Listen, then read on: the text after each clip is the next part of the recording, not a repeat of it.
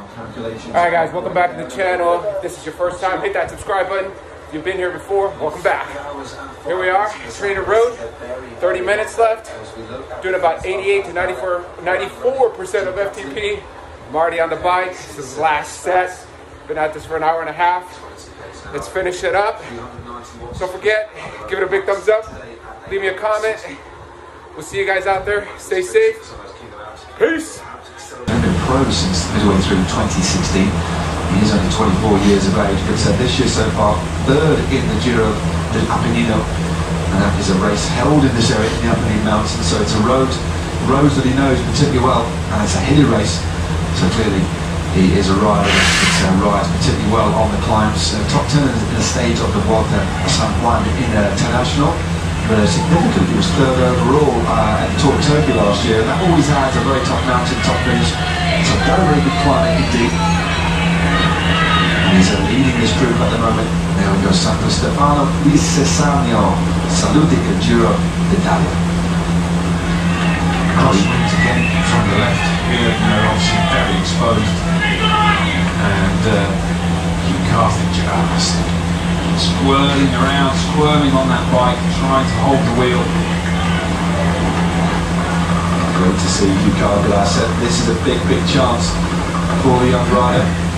Has had a steady trajectory, has ridden at every level, it's a continental level for the team of joining over to the British-based team around the Condor, and then 2 years in Spain for Caja Rural, and now riding at World Tour level, a really steady progression. There's sacrifices along the way, moved to Spain, learned to speak another language, and is now riding at the top level of the sport, and is now in a lead group with a comfortable gap over the peloton at behind. And there's a realistic chance that Hugh Carthage can pull off something big today. He certainly looks like he's at or near the limit. He's a rider that doesn't move around too much on his bike, despite being quite tall and rangy. But just the fact that we're now over 5 hours, fatigue will definitely be playing a part. So unsurprisingly that the riders are moving around just a little bit more, less composure. When fatigue starts to set in, that's when you lose that little bit of composure. You start to fight your body, and it looks like you're fighting the bike. As Mesnada leads this group, as we look at the climb still to come, still 21 kilometres of essentially uphill roads for the riders to face. But they're holding steady, a good pace being set by the riders out to front. Haven't lost too much more time over the last few Ks. 3:33 again, but this could go down to the wire. We know how much the riders could lose out in front. But they are working together. Waro now on the front. Well, yeah, Waro is I think he's the key protagonist in this group in terms of keeping it out, keeping that lead, keeping the distance as far out as they can from the front of the peloton. It's all for his teammate Scotty. It's so important that he can continue to do this, because the others, as you've already alluded to, Matt, the fact that the other riders, they know that Scotty's a dangerous man, so they don't want to commit too much. But at the same time, it's in the balance. It's no good sitting in and waiting for the finish. Let's duke it out with Visconti if you already get brought back by riders from this group here, as we're seeing in the peloton. So they have to do something. And Visconti, he can afford to sit back and say, well, I've got a teammate riding. Okay, if he can roll through and do the alter, that would obviously help and appease to a certain extent the other riders. But at the same time, when you've got a teammate, your jersey is represented. That's what you do. Now you are certainly right. They do have numerical advantage, but it's not quite as simple as that. And as you say, Visconti is clearly going to be the protected rider, but it is a good idea occasionally to be able to roll through, show a bit of willing, not upset the other riders too much. And yet when you look at this group, you've got to say that maybe Shadow and Visconti would be the favourites. But again, on his day, Hugh Carthage is an absolutely wonderful climber. He's ridden at the highest level. He's experienced in the Giro d'Italia Road last year. And he's certainly riding very strongly today, because some extremely good riders have already gone back to Tim Williams for one. He really, although I didn't mention it too much, he was almost my favourite for the stage. He's now out of the picture, although again he's a rider that can ride in a really measured way. There you go, way up the road are the breakaway. Look at that, that is a big, big lead. But again, this is a quick climb. And 3 minutes and 25 seconds. They lost a few seconds, but they're certainly not losing loads. 1.7 kilometers in distance and with 20 k's to go. Perhaps the pendulum is swung back in their favour again, but they must keep running. They cannot afford to play cat and mouse at this position. No, they've got to keep momentum as best they can.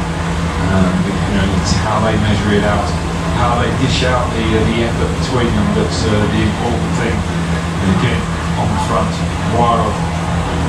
Yeah, number 42, doing an awful lot of work. Yeah, not to mention that Jim as well. He is a very, very dangerous rider indeed. Himself a winner of the stage of the Giro d'Italia, won solo a couple of years back. And there is the gap, 1.4 kilometers in distance. And there is the road ahead, that snaking, twisting road. And there'll be a real series of hairpins towards the finish here. And that is when the grade really starts to bite. And that is where I feel these riders will start to lose a lot of time. So they can do with a nice time cushion of at least a couple of minutes as they head into the last 6 kilometers. Because it's not unheard of for riders to lose upwards of a minute per kilometre on the steeper grades. And there we go, Tim Wellens is about to be caught as well. So he looks like he's got Simone Andrita and Bardiani with him. So yeah, Tim Wellens has completely capitulated along with the Italian, and it won't be long before they are brought to heel. Blue. The Kazakh team. And again, look at here, quite a good bit of speed that they're actually, some good momentum here. And this is again another one of these sectors of the climb where they start to roll in dips, and there's actually a short descent of around a kilometre. Yeah, you know, try and recover if you can. You know, in the wheels, obviously slipstream is you know, plays a massive part. The faster you go, and on that quick section, really, really important. But, is that Bilbao? Did you get a drop there? Just missed that. I was just looking at my map of the climb, but this is Andrita, this is Gileon. Again, it's getting a little bit colder up here. Tim Wellens brought back into the fold. Not the day for Tim Wellens, but of course he does have his stage win in the bag already, clearly feeling the fatigue. He'll be certainly looking forward to this rest day. But meanwhile, out in front, still all to play for. Pasnada in the red and white of Antonio Giocante. The rider's going to find Manuel Boaro of Bahrain Merida. He's got a teammate with him at the back, Gianni Visconti. Also there is Gianluca Brambilla of Tacx Neo II. Hugh Carthy is there for EF Education First Draft Pack, powered by Canadel. And then Mika Shirella of AG2R Le Mondial. He is sat fourth wheel. And he's a very, very good climber indeed. Here's a Mika Shirella. He's finished in the top 20 in the Tour de France a couple of years ago. So clearly could climb well. No spectacular results so far this year, but lots of racing. He's best placing 16th in the trophy. Lagueglia, and a tough huge race in Italy. But looks like they've knocked a little bit off the pace now. Perhaps so happy with the situation. And again, the wind coming from the side a little bit here, but again, maybe 40, still 50 riders at least left in this bunch. I think we've spotted all of the main riders, but no, Robert Kreuziger out takes the front. They started doing a good bit of work, but Kreuziger out setting a tempo. What they don't want to do is have fresh legs. They'd rather keep the pace high. That's when I know that Yates and Esteban Chavez would rather jump and attack off a hard race. They don't want to give everybody an armchair ride to finish it. That's why they've gone to the front and lifted the tempo once more. Yeah, you can see just moving up as well. The right hand side, yeah, you know, the harder they can make it for everybody else, you know, the more to the advantage it plays to them. And this is one of the last opportunities for the riders to take fuel from the side of the road. Yeah, we just see Kreuziger there speaking into his radio and pushing the route to the right hand side, to the riders struggling, well, have to find the inside wheel. And then we can see a good bit of team riding there by Chad Hager. Just rides on the outside and picks up Paul de Moulin. And Chad Hager will drag the Moulin to the head of affairs, or at least, for as long as he can, ride just on his outside and shield him from the wind. And that's the luxury of having riders that can be there or thereabouts at the sharp end of the race, deep into the race where things start to get difficult. And the last thing you want to do at this stage is to be isolated and have no teammates. Yeah, no, on roadsides, especially where it looks like it's cross-heading at the moment in the direction that the riders are racing in. Just twist and turn around. And this is the bit that we drove. Again, pretty fast. There's not a tentative little move on the left-hand side there. This is where the road kicks up again. And the lead for the first time since the breakaway, built up that big lead of 8 minutes, has gone down to 2 minutes and 58 seconds. A good little move here by Fausto Basnada. 2 pro victories since he turned professional in 2017, and looking good, really leaning on the gear there as we look down to his fellow countryman and a national road champion of Italy, Fabio Aru. Last 10 down, he's also there, number 7 there, Team Subway. A couple of other riders from Bahrain Maria, that's playing him on the ritual. He's leading Domenico Pozzovivo, and making sure that Pozzovivo again is sheltered from the wind. So key lieutenants doing a very important role for their team leaders, keeping them as fresh as possible, protecting them from that difficult wind. As we see a replay of Basnada just taking an opportunity for a little stop move. Yeah, one of those creepers off the front, not real attack, but you know, we can see Cheryl moved across the road, hitched to our rider, and you know, no one went on the wheel, and now, well, it's him against the clock basically. This is just a time trial effort. He can afford to commit now to this because he's got that gap, you know, he's not towing anyone else with him. It's out of his hands to a certain extent. He's just got to ride this. Alright, set number 2. Hope that they don't Let's go, 10 minutes. Set number 2. It's opened up a nice little lead here, but it's come down again since we've seen Middleton Scott hit the front. Well under 2 minutes, well under 3 minutes should I say, 2 minutes and 44 seconds as we see Charel just whiz past our static camera handily placed. And there you go, just an indication of the gradient, not too aggressive. So a third of the way down the block at the back, it's still on the big ring. This 24-year-old Fausto Basnada, this would be one of the biggest win of his career so far. But he doesn't have too much of a lead, around 75 metres, and there is where we are heading to the top here of Gran Sasso d'Italia. And again, it's going to be very hard for him to stay out in front, but again, using the momentum from that attack. But just behind, everybody's still riding through. And imagine a fair bit of pressure on Boaro to try and bring him back as well. Yeah, Boaro should certainly be the rider who you would imagine would commit a little bit more to this. You know, he's done an awful lot of work up to this point to keep the group out in the first place. Basnada, well, he's taken it into his own hands. He's taken control of the race. And you know, obviously feels confident that he can do it. The others need to swap off. If they want to bring him back, they've got to work collectively as a cohesive unit. So that's easier said than done at this point in a long, difficult stage like this. Well, he's riding very, very strongly at the moment. He's moving clear. He's opened up the lead of about 15 seconds as we look at the chasing route. Charel, Visconti, Brambilla. I wonder if he looked like he was starting to wind things up there. Winded it up, but just going for the bend there. Yeah, well, 2:37, so the gap is coming down. So although our sole leader is moving gradually clear of the group behind and the 5 riders that are chasing him, the overall gap between the front of the race and the peloton behind is gradually closing. 2 minutes and 37 seconds. Roman Kreuziger is there. Jack Haig sat just behind. And then you have our race leader, Simon Yates of Great Britain.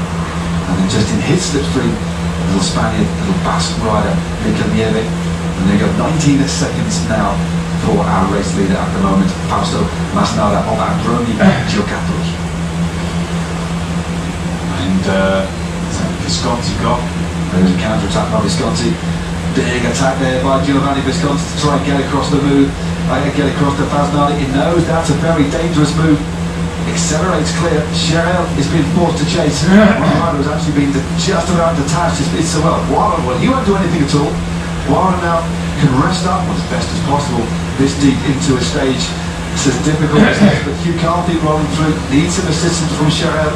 And Gianluca Brambilla, well, he's not working. That is very, very interesting, but that's dangerous because Brambilla has got a real stinging acceleration. He'll like this climb. And again, now he's been forced to chase to close that gap. Good riding there by Hugh Carthy, just dropping back, putting himself into a position where he could attack as well. I don't think he's going to roll clear here. Meanwhile, out in front, getting as aerodynamic as he can, using this stretch of road to try and open up a nice gap, is Basnada. Fausto Basnada of Androni Giocattoli. What a win this would be for Androni.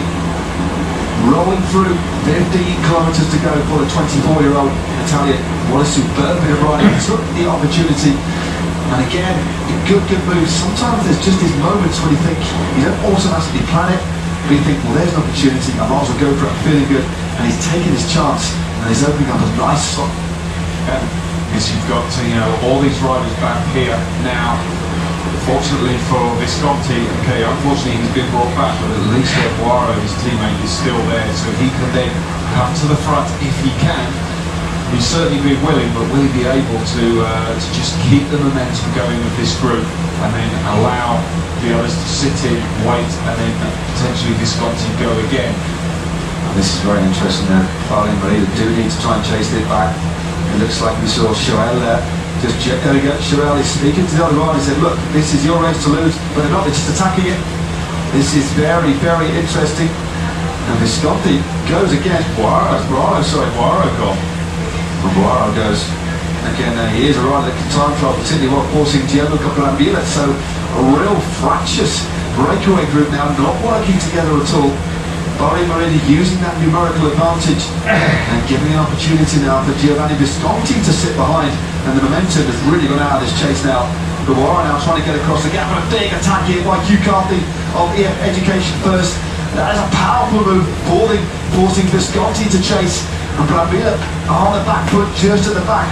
But Boiro now using this descent, using this flatter section to try and get himself across the gap to an absolutely flying Masnada.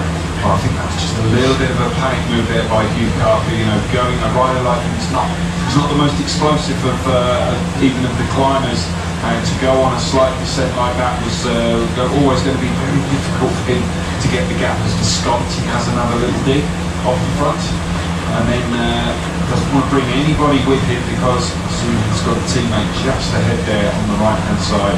He has indeed, but just to the right of your screen, in the distance, the little speck is Masnada. In between, we have Manuel Boiro, and this looks like it's the figure of Maxim Berkov while Katusha Alpecin just being reeled in by the peloton. 2 minutes and 37 seconds, still Roman Kreuziger on the front, with a solid days out before Maxim Belkov.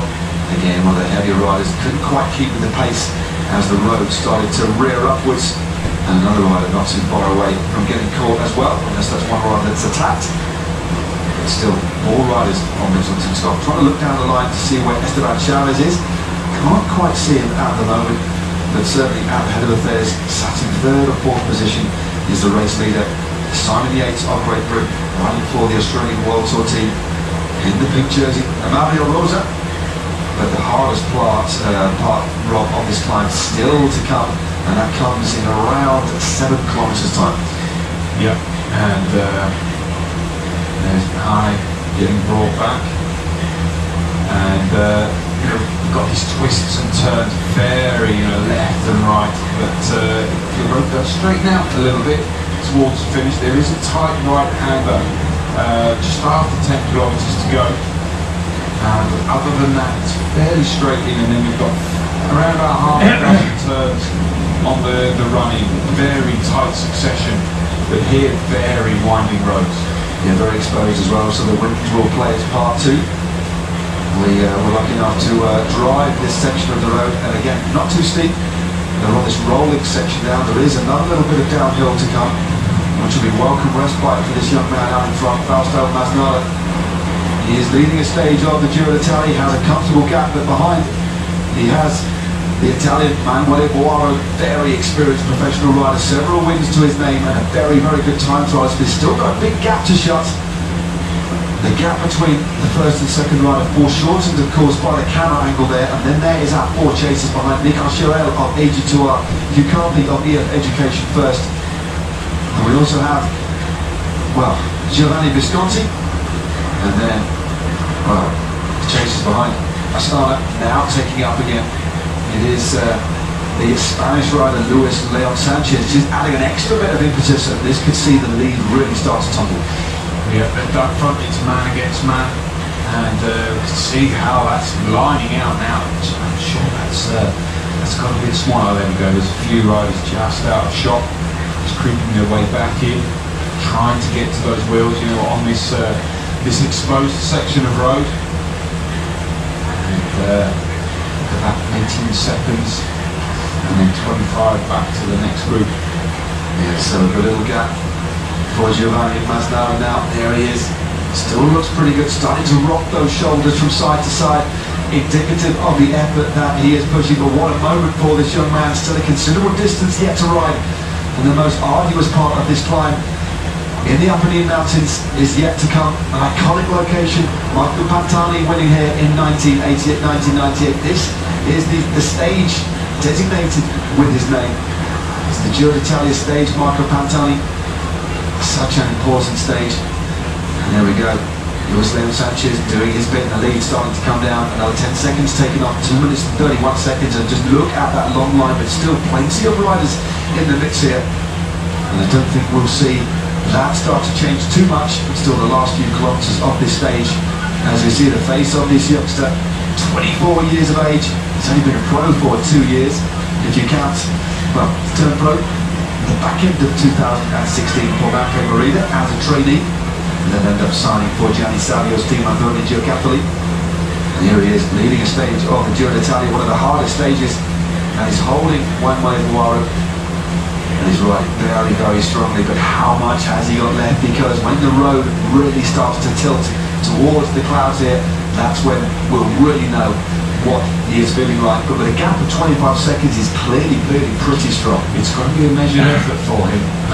You know, he's got to get from A to B, i.e. from where he is at this point to the finish as quick as possible, obviously, but in a measured way, because you know, he's got to deliver on the flatter sections, you know, on the faster sections. He's got to keep that momentum, but he's also got to hold just a little bit back for when the road does kick up in the final few kilometres, because otherwise he really will lose time. As we see Kenny Ellison moving up from Team Sky, trying to get up to the rest of his riders. Goes along Chavez there. Chavez just sat a little bit back from his teammates. And most notably from the big jersey, sat there in third wheel, and Chavez just in the middle of the shot there, flashes onto the wheels and moves up on the left hand side. Much depleted peloton now over the last few kilometres. Yeah, it's drastically reduced, bunched out, thinned out by that relentless pace, primarily set by the squad. Ascana, 15 seconds. We are Salita, Marco Pantani, Amivo. And here we go. This is the face of a rider desperately trying, desperately hoping he can pull off the biggest win of his young career. But he has the very small matter, but the hardest part of the climb of the Gran Sasso d'Italia, rearing up into the Apennine Mountains at 2,195 meters above sea level. This one of the longest stages of the race at 225 kilometers. And this young man was part of the 14-rider breakaway that has dominated the stage, 8 minutes the lead, top Tautas. Then he went on the offensive with around 20 kilometers to go and he's built up a nice little lead. In fact, I think he's still riding away from this group behind. This is where the road again just starts to pick up again and the wind playing a part. So difficult running out when you're out on the road. And again, the neutral service, the Shimano neutral service car goes straight past Manuel Buaro, 31 years of age, second year at Valle Merida. A good time trialist, but not making too much of an impression on a young rider out in front. That is the rest of the break. Charel, McCarthy, Visconti. I'm just wondering how frustrating it's got to be now for Visconti if he's got the legs, because you know he's just got to sit there now and hope that his teammate can get back in contact with 10k to go while they're almost inside that group on this long straight section here. Well, it's amazing riding here by Giovanni Masnal. He's opened up nearly a minute on the chasing group. And meanwhile, in between, the gap is being closed over falls at 2 minutes and 15 seconds. Luis Leon Sanchez churning a huge gear now. And here we go, 10 kilometers to go for Giovanni Masnal and Androni Giocattoli. The sole leader out in front. He has around 30 seconds advantage over Manuel Buaro and around 50 seconds on the group that he left behind.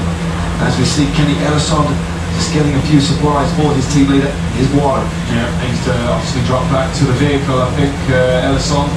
And you know, as we were talking earlier, you know, for the stars of the teams, for the team leaders, they don't want to be carrying too much up this climb. So rather you can get your teammates to carry it for you, the better.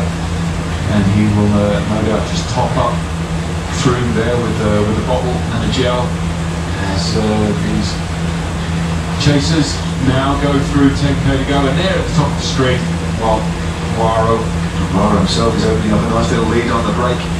He's done all the work as well, you know. In hindsight, Visconti would have done the riding on the front, but obviously, you know, it hasn't panned out that way. Well, Masnada is on the ride of his life. Just empty road. 31 seconds now for Masnada, and now that this speed on this little downhill section means a lot of tarmac. And a minute now he is put into a pretty elite group of riders. Visconti, Brambilla, Hugh Carthy and Michael Chirel, far more experienced riders than him. Remember, Androni Giocattoli, one of the wildcard invites to this race, one of all wildcard teams. And Gianni Savio, well, he'll be having a party tonight. This will be one of the biggest wins for his team of recent years. I think whatever happens today, I think the ride of Masnada justifies the selection. Real aggressive riding by him, took his chance on a relatively benign bit of the climb. Attack, there was a hesitation behind. He looked, opened up the gap, and then completely committed himself. And that's what we're not seeing behind. There's not full commitment behind. You can understand why Visconti now is sat on, because Bahrain Meridi have tried to attack on a couple of occasions. That's what they can do with two riders there. But now, they're up against this man who completely believes he's rocking and rolling, but he's doing it very, very effectively. And there in the distance, just to the left-hand side, shrouded in the clouds, is the Gran Sasso d'Italia. Can Fausto Masnada Hold on. That's where he's climbing to, the base of that rock. And, well, on this big open road, they can see him, and they cannot get to him. Just having to really, really dig into this. Well, he's riding faster than the group behind him. But overall, he's not riding as quickly as the Pennington, nor is it Masnada. Is there enough of a gap? 2 minutes and 4 seconds, 7.5 kilometers to go. There is the Androni car moving up. Gianni Savio will be there, trying to urge on his liege, who is riding so impressively. He keeps rolling that big gear, but look, that cruel road down in front, believe you me, it gets a lot worse. These are the planes that we were talking about, exposed to the swirling wind, and all you can see is this endless road. But in a few kilometers time, or in about 2 kilometers time, you will see the hairpin bends up in front, you'll see the observatory, you'll see the flags, you'll see the gantry of the finishing line, and then you'll have 10 or 15 minutes of brutal climbing ahead of him. This is going to be so tough. But he looks strong at the moment. The gap now down to 2 minutes and 2 seconds for Masnada, back to the peloton with our race leader. Yeah, so we're going to kick up on him, and you know, he really is going to have to take the strain. This is that leopard print kind of snow that we were talking about, just going out the shot on the left. Here, that's the cloud and the top of the mountain towering above us here at the finish line. And as mentioned from Scott, still riding the tempo on the front. It's that washing machine effect. The riders all trying to move up, keep position up towards the front. But you know, still plenty of road for them to allow them to do that. Well, Robbie, his job is done. Picked up his beat on. Offers his drink. Yeah, that's good of him. Again, consummate teammate. Again, he was brought across by Matt White to this team to bolster the squad in the high mounts, to look after Esteban Chavez, to look after Simon Yates, and there is the gap on the road. That is the little flotilla of vehicles behind the 4 riders that remain for the breakaway. We have 1 rider out in front on his own, Giovanni Masnada of Giocattoli. And I think this is, here he is, or is that Boaro in between? I think that is Boaro in between, because right out in front with a 42-second lead is Giovanni Masnada. What an astonishing performance this is. And out in front, Warren, what you can hardly see was just a dot in the distance, and with almost every pedal stroke, Masnada is opening up the lead on Warren and the breakaway behind, but losing time on the peloton. This is going to be a very, very difficult, challenging last few kilometers of this stage, with the steepest part of the climb still to come. And Warren, well, I bet they didn't expect that. Real unexpected package for Gianni Masnada, who is riding away with this race at the moment. Hopefully for him, he doesn't capitulate. And again, look, the drive completely gone out of this group. Gianluca Brambilla now looking behind.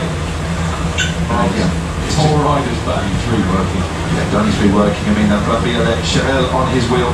All the cars going behind, because it won't be too long. The peloton now is only going to be about 50 seconds, 45 seconds behind. As we see an attack now, this looks like it's the rider from Portugal. And just going clear. There's a jersey flapping in the breeze. I think this is Goncalves. He's on a great start. He only sits at 2 minutes and 18 seconds, and this is what we thought. We'll have the race for the stage win from the escapees as Hugh Carthy starts to go. Good move by Hugh Carthy. Drives himself clear, being chased by Giovanni Visconti, then shut out. And Gianluca Brambilla almost sits up. But this is a big opportunity for Hugh Carthy to try and get a top 10 place on a mountain stage of the Giro d'Italia. But I think with the gap as it is, 1 minute and 46 seconds to our first rider, Giovanni Masnada, there's only a handful of seconds, 30 seconds maximum for these three riders back to the peloton. Yeah, Carthy, he doesn't want this to, he doesn't want to get brought back. He hasn't come this far to get swamped by the peloton in the final 5K. But very, very difficult for them. As we can see, the gaps opening up. Masnada is riding away from this rider here in second. Boiro. Right, then go down on the ring.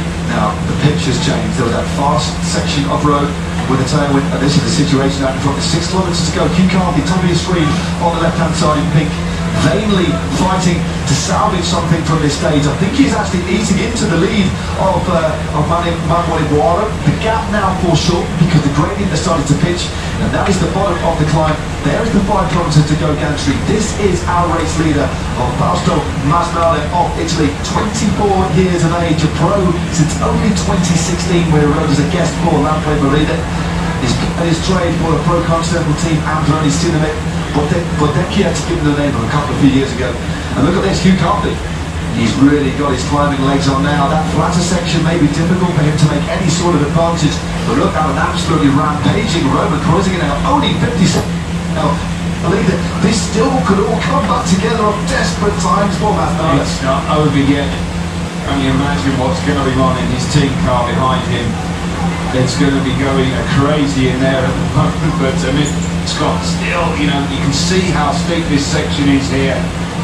It's difficult, really, really difficult. A minute 31, the advantage to this man here. Well, it's come down. Thankfully, it wasn't just under a minute, but Fausto Masnada is still pedaling well. So his team car moves away from behind him, but I still think he does have his team car there. This is Boiro, and this is Hugh Carthy. What a ride by the English rider here, stamping on the pedals and eating into the lead of Boiro. And when Hugh Carthy goes past Boiro, because believe you me, he's always going to spin him round in his slipstream. This is a very interesting situation. So Carthy now, second on the road, goes straight past Boiro. And this is our rider out in front, still Giovanni Masnada. Only 5 kilometers to go. Still, this could change if Masnada starts to capitulate. And Hugh Carthy, the way he's riding, I've seen him ride before like this, Rob. He rides very, very well as soon as the road starts to get steep. Yeah, it's, it would suit him a lot more, certainly, when he put that attack in earlier on to try and get away from the other 4 riders. And here you can see on the steep sections, but oh look, he's so close to the front of that peloton. Has he left it just a little bit too late? Has the steep ramps come just a little bit too far into this race for him? He's rocking and rolling, but he's giving it absolutely everything. He does not want to be getting brought back before this finish. Well, Hugh Carthy, this is one of the performances of his career so far. Again, outfoxed a little bit earlier on by the young Italian who took that advantage and opened up a bit of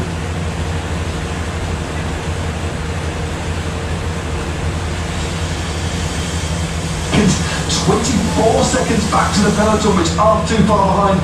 Carthy goes up the 5 kilometers to go board. Then there is a yawning section of road. He's literally blown Manuel Boiro out of the water, but not far behind the Italian will be the peloton. And we shall soon see them coming into our view very, very soon. And there they are, led again by Luis Leon Sanchez. He's got Jan Hurt in his slipstream. Pedro Bilbao is also there. Then the master protagonists waiting for Masnada. 54 seconds to Carthy. Desperate. Everything to play for, and a time bonus on offer as well. Should the status quo stay the same? Yep, that's that all important time bonus at the moment. There is one of those to be had as it stands at the moment, and if Hugh Carthy can stay clear. Alright guys, another TrainerRoad workout complete. Don't forget, hit that subscribe button. See you guys tomorrow. Stay safe. Peace.